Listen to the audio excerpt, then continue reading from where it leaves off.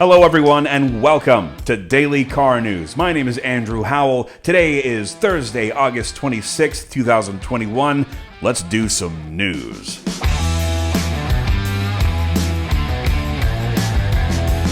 Now, before we get started, consider subscribing to the YouTube channel. That way you can stay up to date with everything that's happening in the automotive industry. And don't forget to like the video. Really helps. So we're starting the day off with Alfa. I know I've mentioned Alfa a couple of times already, but they have finally released their prototype of their EV little pickup truck called the Wolf. I use prototype loosely, and I'll get into that in just a moment. They unveiled it August 24th at the Peterson Automotive Museum in Los Angeles. It is part of the Alternating Currents, the Fall and Rise of Electric Vehicles display that the Peterson has going on right now, and it'll be there until mid-November of this year. So you've only got a couple of months. If you're in the LA area, pop on over to the Peterson and give it a look. The exhibit covers basically the entire history of electric cars, which, if you're not super into history, goes back to like the early 1900s. It's a really cool exhibit, as always. The Peterson always nails it with amazing exhibits, so please go check it out. So the prototype that they have on display, it's Alfa's first tangible, product or vehicle. Basically, the only renderings we've seen of the interior thus far seem to be, digital. They seem to be renderings.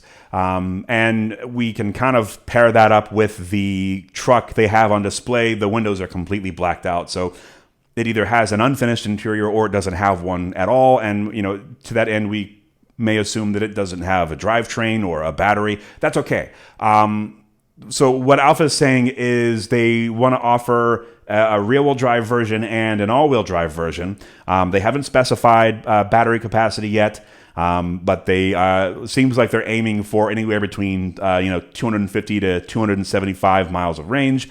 They'll offer a single-motor rear-wheel drive and a dual-motor all-wheel drive version of the Wolf, which they're aiming to do 0 to 60 in 6.2 seconds with the dual-motor version. And it's also said to have a towing capacity of 3,000 pounds, which is awesome. I'm super stoked about Alfa just as a whole. I've been keeping my eye on them ever since they kind of popped onto the scene in December of last year. I love their kind of smaller form factor concept vehicles. The Alfa Wolf, which is like the same size or maybe slightly smaller than a Ford Maverick. They have the Ace, which is kind of like a little two-door, almost Italian-looking kind of coupe. They have the Jax, which is basically a safari version of the Ace. I love their overall design language. It just kind of has a very retro kind of feel. So they're estimating the starting price of the single motor unit to be $36,000 and the dual motor unit to be $46,000. And they're saying they want to start production in Q4 of 2023. Kind of a lofty goal. They haven't even revealed the location of their manufacturing plant.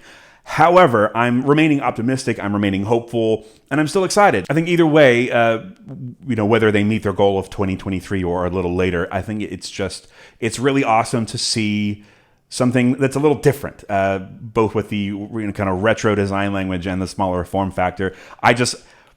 I want one. I want one really bad. So Alfa, if you're watching this, I'm rooting for you.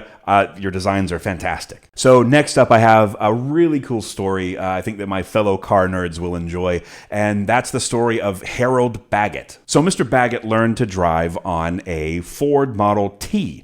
Think about it. You're born in 1920. You witnessed the age of steam and then the advent of internal combustion. So cool. So he learned to drive on a Model T, and he has been driving his whole life ever since he was 10 years old. He's been into cars in one form or another. And recently, Ford gave him the opportunity to get behind the wheel of the new Mustang Mach-E. So he still drives regularly, and because he and his family have owned more than 20 Ford vehicles over the century plus that he's been alive, Ford reached out to him and basically lent he and his family this Mustang Mach-E to kind of get his impressions, his driving impressions of the future. I mean, think about it. You start with a Model T and you end up with a Mach-E. So he drove the Mach-E from Bolo National Motor Museum to a village that was really well known for its shipbuilding called Buckler's Hard. His big review of the drive, really, he was just astonished at how quiet it was because it's an EV. He said that he's super interested in the new kind of wave of electric vehicles and kind of the phasing out of internal combustion engines, the stuff that he's used to. And he said that it gave him a chance to reminisce about his journey from Model T to now what he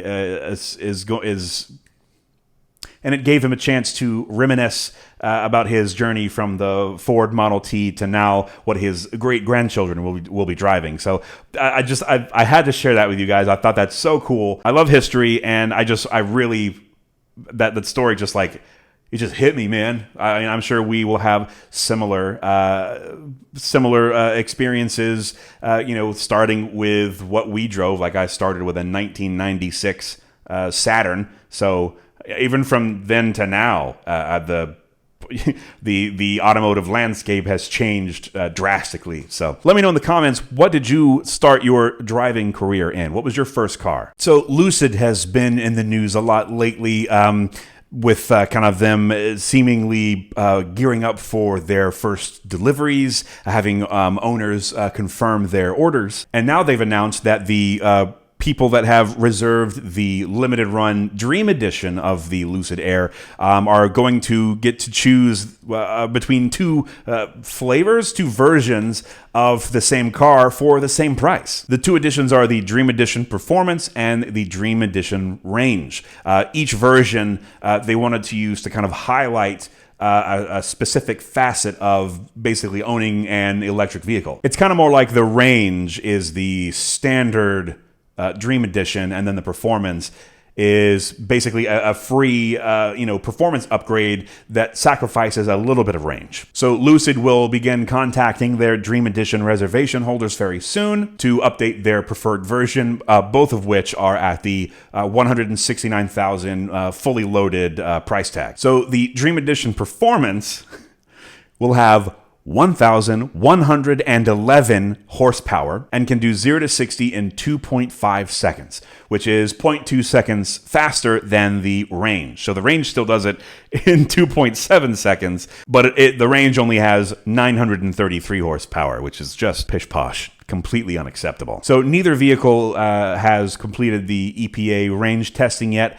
However, Motor Trend, specifically Johnny Lieberman of Motor Trend, just did a drive from Los Angeles to San Francisco on one charge. That means that they both made this journey at highway speeds and did 445 miles without needing a charge, and they both had range left over. So when you calculate the length of the journey and the remaining charge, the Performance version has a supposed range of 475 miles, and the Range can do 517. Lucid has stated that they expect the EPA range to be 503 miles, but that's with the optional aero range wheels that are specifically made to get more out of a charge. So next up, we're going to talk Tesla, but this time, this story may rustle some of your jimmies. If you're familiar with a guy named Jim Cramer, he's the angry stock market guy on TV, the guy who yells a lot.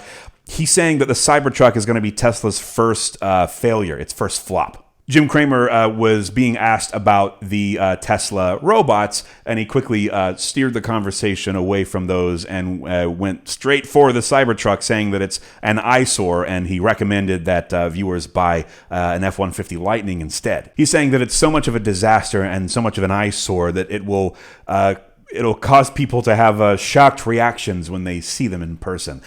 For me personally, I think their design looks super cool. I don't think it'll be very functional as a pickup truck. I think it'll be more of just like either a status symbol or like a toy at some capacity. But it is definitely a very polarizing design. I know a lot of people that love it, a lot of people that hate it.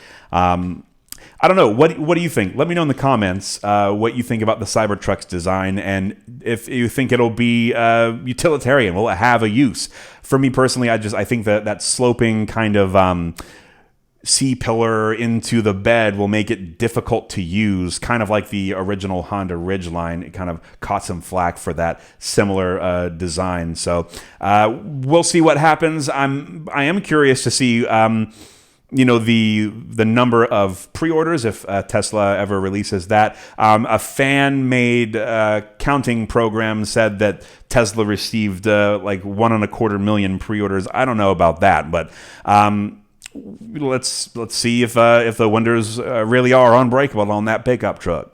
Now, speaking of pickup trucks and everything American, let's talk about that there Chevy Camaro. So recently there have been some spy shots of a heavily camo-clad Camaro careening around the corners at the Nürburgring. However, it's not the Z28 that everyone thought it was. Now, even though, Camaro fans are itching for a 6th gen Z28, it looks like this was the next version of the ZL1. It actually seems to be a ZL1 or a ZL1 1LE. Both of those models have remained largely unchanged since they debuted a few years ago. But it looks like the 6th gen kind of swan song, the end of the 6th gen Camaro, is gonna go out with potentially Cadillac Blackwing guts. The CT5V Blackwing has a supercharged LT4, which is 6.2 liters and makes 668 horsepower. It also had the latest version of GM Magnum Ride suspension and optional Brembo carbon ceramic brakes. And now these weren't available on the previous versions of the Camaro. Maybe they'll make their way onto the Chevy Camaro for its final 2 years. Either way, it seems like they're bumping up the specs for the Camaro for its last 2 years, at least for its run right now. It's being replaced, of course, by a fully electric performance sedan. What do you think about the Camaro being discontinued? Does it hurt your heart? Do you even care? Do you think the Ford GT500 has something to worry about for the next 2 years? Let me know in the comments below. So as some of you may know, I have a Focus ST, and I'm a huge fan of the ST line, the Fiesta ST, the Focus ST, Edge ST, and Explorer ST. Well, now the Explorer ST is getting a rear-wheel drive version for 2022. This is good news, potentially, because it should mean that the rear-wheel drive version will be less than the standard all-wheel drive version. The all-wheel drive version costs $55,415, and there's speculation that the price of the rear-wheel drive version will be about $2,000 less. This happened recently with the Ford Explorer Platinum. When a rear-wheel drive version came out, it was a substantially lower price. So let's keep our fingers crossed. The Explorer ST is already really cool. I don't know. I love the idea of something that is both huge and practical and also really quick. That appeals to me greatly. They're also expanding the lineup of the Explorer, and they're adding the ST line, which is a sporty styled Explorer, but it still has just the EcoBoost 4-cylinder that makes about 300 horsepower, even though it's a full-fat Explorer. So that may not be as quick. What is your favorite sporty SUV? Let me know in the comments below. For me, I really like the Explorer ST, but I think the one that takes the cake has to be the Porsche Cayenne. Just a glorious, glorious, sporty sports utility vehicle. And lastly, let's cover the Ford Bronco. So I know we've covered it a lot recently, the issues with production, the shortages with the chips, and of course the issues they were having with the roofs, the molded in color roofs. Well, even though all of these delays and setbacks have befallen this new model, the hype is still real. People are still really excited about the Bronco, both the 2- and 4-door versions and the Sport. So it's kind of a bummer to hear that the pickup truck version of the Bronco has been canceled.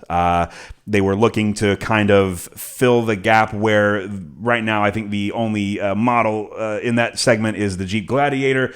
I think they were trying to go up against that, but I think that the setbacks have just been too great. So I'm kind of bummed to hear it, but I'm still really excited for the Bronco. I think that the two-door version, truly, I'm probably going to look into getting one of those in the next year or so. It just you can't beat it. It just, even with all the setbacks and blah blah blah, I want one real bad. They look so cool, and it would just be such a fun daily driver. Even though we don't really have any off-roading, huge off-roading culture here in Florida specifically, I wouldn't off-road it anyways. Anyway, thank you so much for watching, guys. Let me know what you think about the Bronco in the comment section below. Subscribe to the channel, like the video, and we'll see you tomorrow.